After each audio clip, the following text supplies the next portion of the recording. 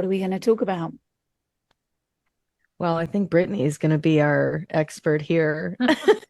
We want to talk about HRT. What the heck is it? How do you use it? Is it right for you? Maybe we'll even get to touch on some of the reasons why women our age are looking into HRT. I think that there's a lot of buzz around menopause and medication, whether you should do HRT, whether you shouldn't do HRT. If you do HRT, does it make you feel better? It's a great subject to talk about, and obviously everybody has to make their own decision of what feels most aligned with them. So I'm interested to hear, Brittany, your version about your experience of HRT. Okay. I started HRT when I was 36 or 37 because I had a tubal ligation after my second child. This doesn't happen to everyone, but with me, it threw my body straight into perimenopause. So my hormones went absolutely haywire. The way that I finally had a midwife describe it to me, she said, your hormones are used to flowing through your tubes. They have a process, everything's a cycle inside your body. And now they're hitting brick walls and just getting backed up, storing up. All your estrogens are just kind of compounding on top of each other. So I started getting this severe estrogen dominance. My estrogen numbers were in the 300s, 400s, and higher. And I can tell you how I felt. I felt horrible. I gained 40 pounds over a 3-month time frame. Wow. Literally, no doctor could help me. I saw a functional medicine doctor, an integrative physician. I saw my midwife, OBGYN, my PCP. I saw everyone, and everyone's running labs, and they're like, your hormones are a huge mess. My cortisol was zero. My testosterone was zero. My progesterone was like hanging in there, but estrogen and progesterone are kind of like a fine balance. They kind of balance each other out. When one's high, one's low. Ideally, they kind of run in sync with each other, but that all starts to shift once you hit perimenopause. Progesterone, estrogen, always are kind of in sync with each other. And then when you hit perimenopause, the progesterone starts to decrease. Your estrogen should stay where it's at. Mine increased drastically, but my progesterone bottomed out. And so I had this extremely high estrogen. So what was happening to me, other than the obvious weight gain, was I was having a lot of ovarian cysts that would get really large and rupture. I was having severe breast pain, like severe, like I've had multiple mammograms and they never find anything. But I'm like, I can feel things. Things are in here, but they never find anything. It's just severe pain. But having that estrogen dominance for a period of time is what starts leading to those estrogen related cancers, right? So Yeah. it's not safe to live in this environment when this is happening to you. Hopefully this never happens to any of you, but I lived it so I can talk through it. Yeah. So what I finally did was I basically had to find an outside clinic because nobody else would help me. I was in my early 30s. So nobody wants to give somebody in their 30s HRT, right? How long after your second child did this start developing? So I breastfed him until he was probably 15, 16 months. It takes about 6 to 8 weeks for your hormones to kind of get back to like what their normal is after you finish breastfeeding. And so once that started to happen, I anticipated gaining, like 5, 10 pounds because you're burning so many calories when you're nursing. And I was still eating what I had been eating. I was working out all the time. I was back to like 130, which was kind of my normal weight. And then over a 4 months time, I went from 130 to like 178. Is where I topped out. Wow. And it just like I would fast and get on the scale and have gained 3 pounds overnight. And then the next day it'd be another 2 pounds. And it was insane. And I can talk more into that. The reason that you start gaining all this body fat when your estrogen's really high is that estrogen feeds fat, fat feeds estrogen. It's a vicious cycle. So if you can't break that cycle, you are going to continue to just store fat. Anything you eat just turns straight into stored fat. For me, when I listen to this, and I wonder as well about people that perhaps have had, birth control or other hormonal things that then they're like, it'll help you go through menopause. And when they take that away, whether that kind of similar cascade or explosion can also happen. Like you say, anybody that's listening to this, you're not going crazy. When we're listening here to your story, Brittany, it makes sense. Like how you may go to a doctor and they say, yeah, you just got to focus on your diet and exercise more. And you're like nothing has changed. I've been doing this and look at how much weight I'm gaining. So it'd be curious as an experiment to see how long it really does take, because there was like a hormonal storm altogether there, really. There was the breastfeeding, coming off of having a baby. I would say there was a whole adrenal aspect to this too, because I had a toddler, I had a baby. This is when the whole January 6th thing happened. It was really chaotic where I live here in Texas with the guns. And I mean, it was insane here. There was all kinds of things happening. We had this insane freeze in Texas where we lost power for over 8-9 days, and it was solid ice outside. We ran out of firewood. I mean, I had a toddler and a baby. There was a million things stacking up against me. And I remember feeling like one day I literally just, my whole body hit a brick wall. And then I was so inflamed, just puffy and swollen, and my joints hurt. It hurt to get out of bed and walk. And I'm like, what is happening to me? And so, but it took me figuring it out. And it took really years of figuring it out to be able to be where I am now on the other end of all of that. Yeah. When I listen to this, advocating for yourself or finding people like us here who have these conversations, these real life conversations. So if any of you people out there right now feel like you're like Brittany and you're going through this storm and nobody's listening and you're alone, it can be a daunting place. And that's where people like us come in here and be like, no, we're holding space with you. We're going to advocate for you. We're going to support you. We're going to do things. And just remembering that there is that wisdom in the body. We're dealing with this whole, literally, like your body is smashed against a wall, to use your analogy there. And you're like, I've still got a baby and a toddler and a husband. How am I going to manage? I got to, and a job. Right? Exactly. Well, and I think this is a great time to insert some of the menopause symptoms that, a lot of what Brittany's talking about. Obviously, that's a very unique set of circumstances. Maybe some of our viewers could be in their 30s, very young, dealing with these things. But for many of the women out there who are dealing with perimenopause, maybe transitioning into menopause, you'll notice you're having symptoms such as hot flashes, more visceral fat, so weight gain, unexplained weight gain too, like no changes in diet. Or if you're still exercising, you're doing all the things, suddenly you're gaining weight just by breathing, it seems. And then the joint pain, there's lots of joint pain. There's low libido, bone loss, muscle loss, and high blood pressure. So a lot of these things tie in with blood sugar regulation. But what was it that finally, who kind of cracked the code of your providers and said, like, maybe we should try HRT for you? Honestly, I did it myself. Back then, I really didn't know what I was doing. I just was like, here's what my labs are telling me. Here's the only thing I can even think to do is to try to get some progesterone. But trying to get progesterone as like a 37-year-old, nobody would give me progesterone.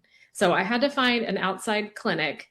And the only thing that these people could do was like a progesterone cream. A lot of the creams are made from wild yams, which can be helpful for some people. So I did that for a while, maybe a tiny bit moved the needle, but not really. I mean, I can't even tell you all the things that I did, but that doesn't relate to HRT. But I finally found a PCP who would listen to me. And she was actually younger than me and was like, you need oral progesterone, which is like, yes, please, God.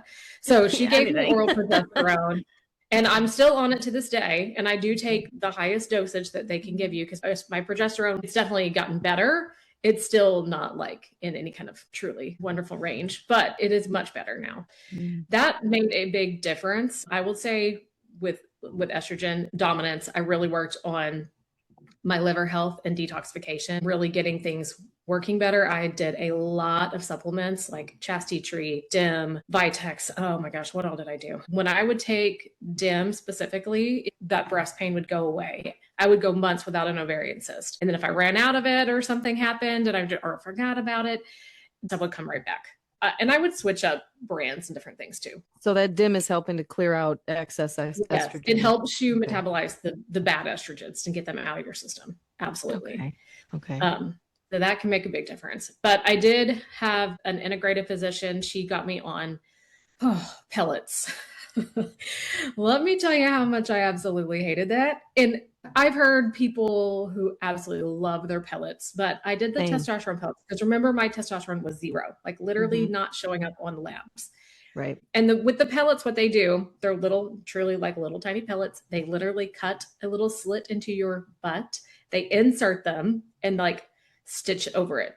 So they're literally inserted into your body. So once they're in, You can't get them out. They have to burn off, as they call it, or dissolve. Your body has to use it all. And they're putting in, at least with me, they put in a lot of testosterone. Some people do pellets where they get all their hormones into a pellet and they insert it. And some people have a good experience with that. With me, my testosterone went from like 0 to over 500.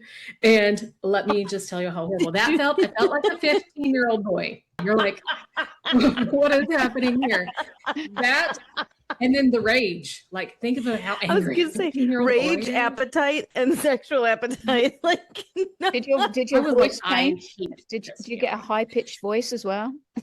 I did not, but I got like black hairs on my knuckles, and I was like, but people talk about like the chin hair and growing a beard. Thankfully, that didn't happen. But yeah, I remember one day just yelling at my kids and having like an outer body experience. Like, they did absolutely nothing wrong. Why am I yelling? I heard myself and I was like, this doesn't even make sense.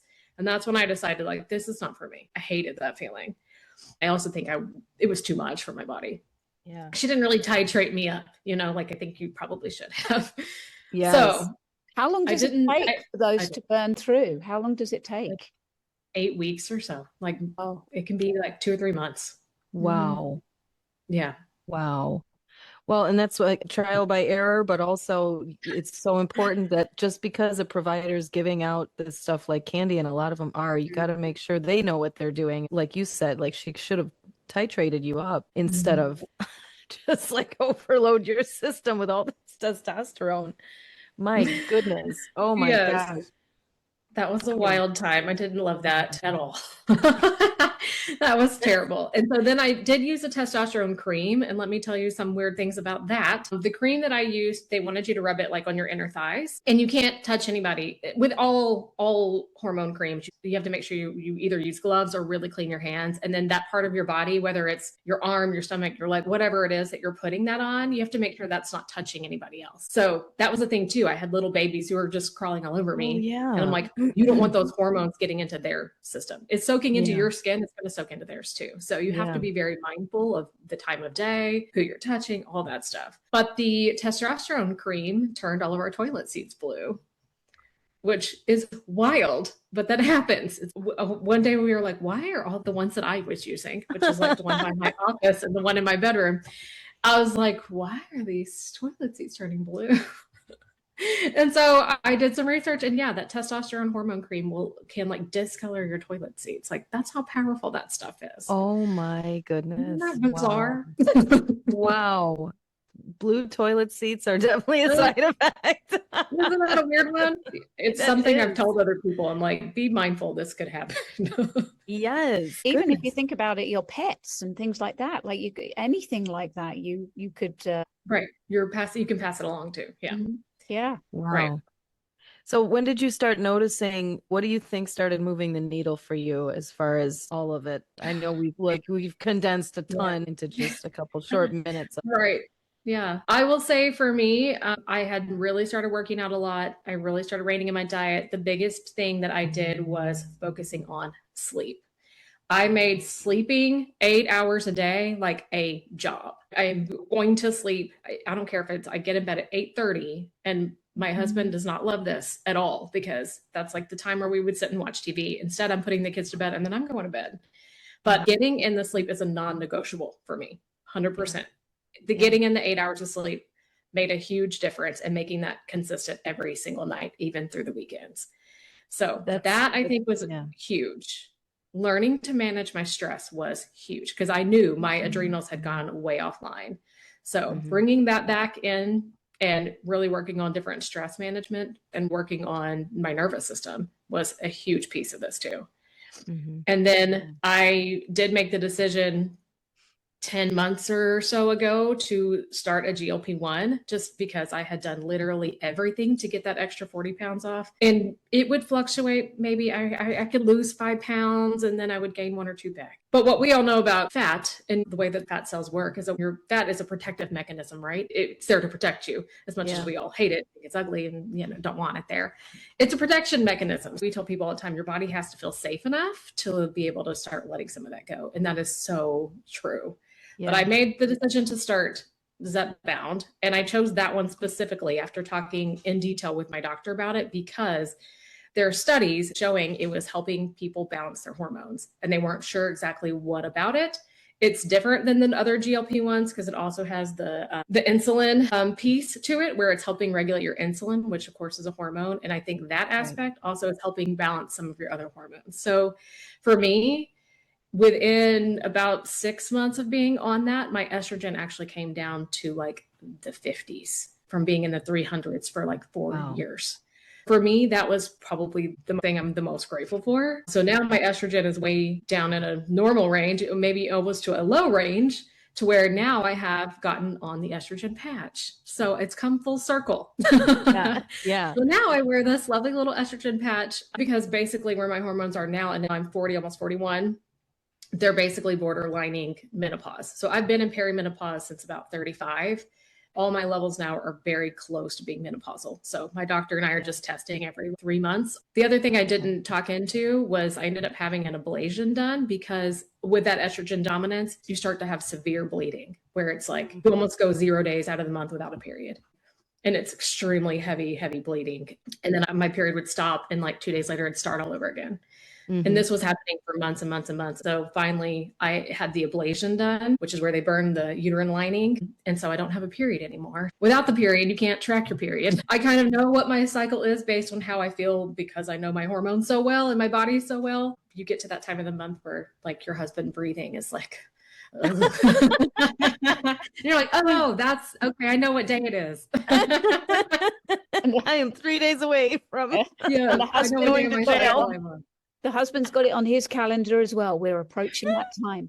I better be extra especially good. I know they still don't put it together. I wish that he would have a calendar that's marked down to be like, I'm just going to leave her alone. I'm going to bring her coffee. I'm going to rub her feet. I'm going to hold my breath and not even breathe when I'm around her. Yes, exactly. Well, like you bring up a really good point though with the estrogen and that when you started addressing insulin resistance, I think most people are, and I am generalizing here, but most us Americans are insulin resistant, at least, if not advanced into pre-diabetes. So when we're insulin resistant, that is going to really feed that ugly estrogen dominant loop. Yes, because estrogen protects beta cells and regulates insulin. So it helps regulate our blood sugar. It keeps insulin sensitive. Now you're going to have this increase in being resistant. The whole inflammatory piece explains the joint pain. What are some things that we can do besides this? Because I've had some friends too that I've run into and they were like, oh my gosh, HRT is just like giving me my life back, and they're like, I'm screaming it from the mountaintops, telling everyone I know about it. But that's really all that I've seen from it. I feel like, okay, well, this is good. Let's see what happens and whether or not the body grows to be dependent on it, regardless of whether we're on this or not. It'll compensate for whatever. I'm kind of cautiously optimistic about it. I would say too, I mentioned the sleep piece because my cortisol was also 0. And I know cortisol is like it's like a big buzzword right now. It's like, oh, I've got cortisol belly. And I'm like, but do you? But they're hard to track. The other thing I wanted to mention about insulin is that almost no doctor tests for it. You have to ask. Even if you get labs done all the time, you likely have not had your insulin tested unless you've specifically said, please test my insulin. And I would highly recommend just figuring out where that is. You want it below 18 on most lab reports.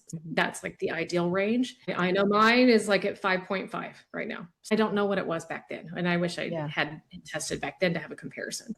And that's a really great point. And just for our viewers, insulin resistant, you're going to have high insulin because your pancreas keeps getting that signal to make more, but the cells are not reacting to it. So they're becoming resistant to insulin. So that means more insulin, and it means more sugar actually is in the blood too, because then your liver is going to be producing more sugar. It's just not working the way it should. But there are some things we can do about it. I think there's a couple of things here that have been said. One is that some people benefit from HRT, some people don't. And there is never, ever an all or nothing. Like you could even do it for a short time because at the end of the day, we got to try to function. The foundations, as I would describe it, is thinking how to support the body, whether you are doing HRT or not, but protein first, right? This is huge because as that estrogen shifts, muscle becomes harder to maintain. As we said here, insulin sensitivity can change and weight gain then becomes easier. So prioritizing that protein at each meal to support that muscle, blood sugar, and help support the metabolism and also your recovery. Strength training, in my mind, is what I would describe as being a menopausal medicine. And it doesn't come in a bottle, right? It's one of those things. Muscle protects your metabolism. It also protects your bones.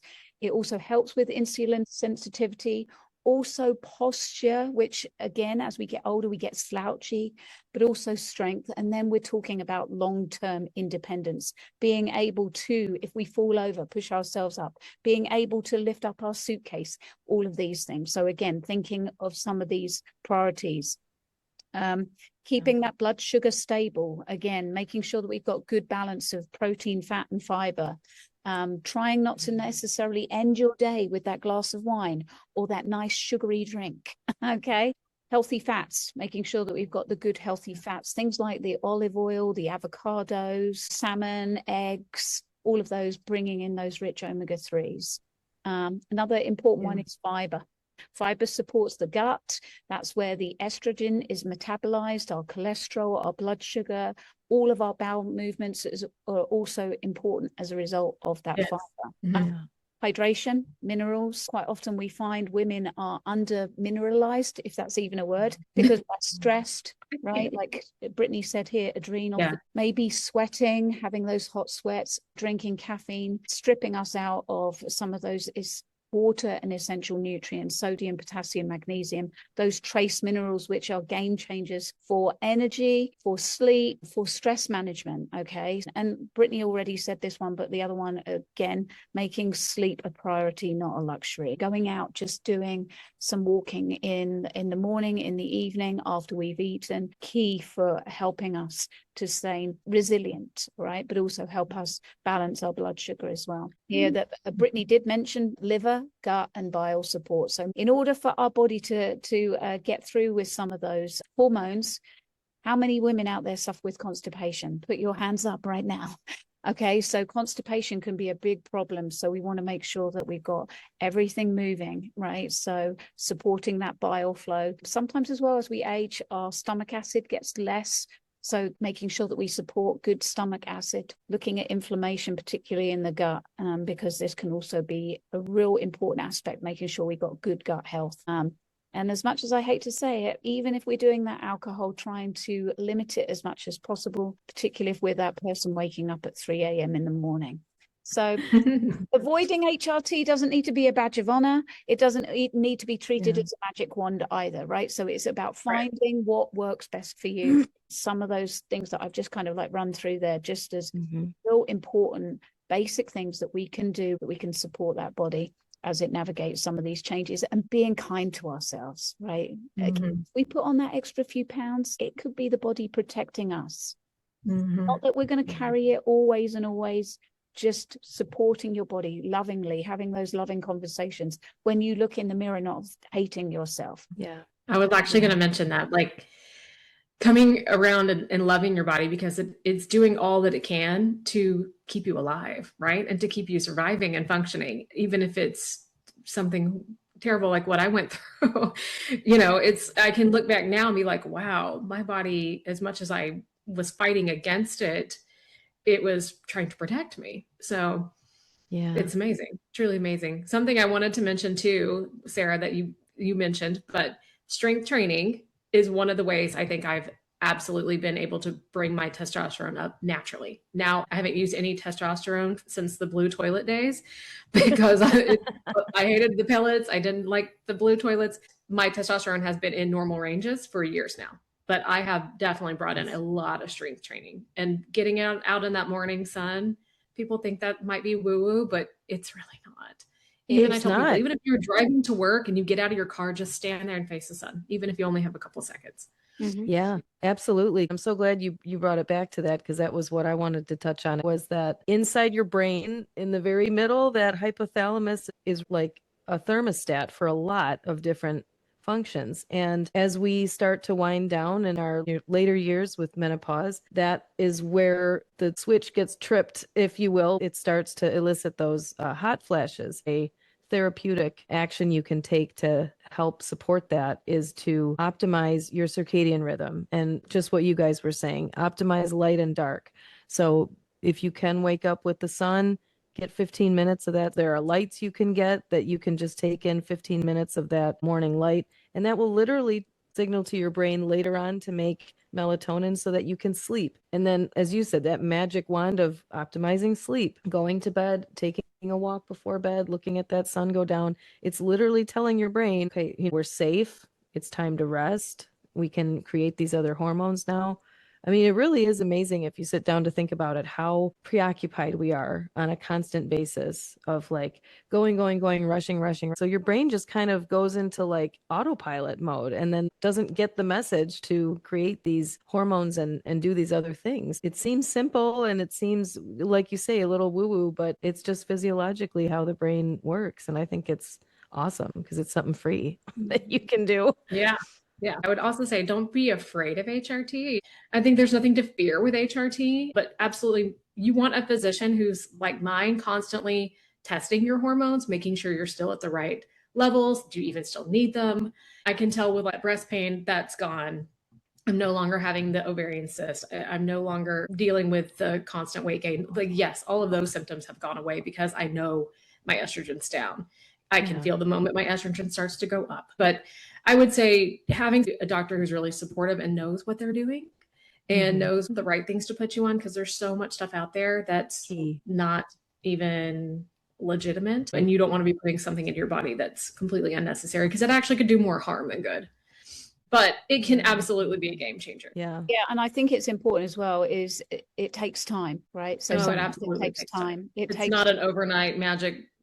We've got to move away from the microwave lifestyle and live in the slow cooker lifestyle, because we feel that I like that. when we kind of like, as a society, everything's immediate, right? And even with medications, for example, you've got a headache, you take a Tylenol, your headache's gone, immediate. And so sometimes we expect the body to respond immediately. Whoa, I'm doing this pellet, or I'm doing this weight training, or I'm doing everything right, but nothing's changing. It does take time. It does take time. So be gracious with ourselves, be loving to our bodies, live the slow cooker life. That would be my biggest piece of advice here. Just slow down on pace of life. Just appreciate yourselves, appreciate your body, and always give yourself that last bit of love at the end of the day. So one thing I wanted to say that I probably should have led with, and you mentioned this, Sarah, is that I absolutely never did any kind of hormonal birth control. Even as a teenager, college years, in my 20s, I never did any, not any. I just felt like that was probably an important piece of information that people might, if they listen to this, they might have been questioning, well, was she on something before? And I wasn't. And that could bring us to another discussion, because that's been my experience, birth control. That definitely should be a podcast. How to help people get away from birth control and detox their bodies. Yeah. And then what happens after you remove all of that, of 30 years of that? Next conversation. Right. Well, just remember, everybody, you can always put your questions and comments down below. We'd love for you to like, share, and subscribe. And just remember, we're not doctors. This is not medical advice. We're just three friends talking about our experiences and sharing what we know with you so that you can be empowered to be your own health advocate. And we'd love to help you if you are feeling like this resonated with you. Absolutely reach out. All our details are linked below, our websites. Like, share, and don't forget to subscribe. And we will see you next time on Second Season Health. Bye.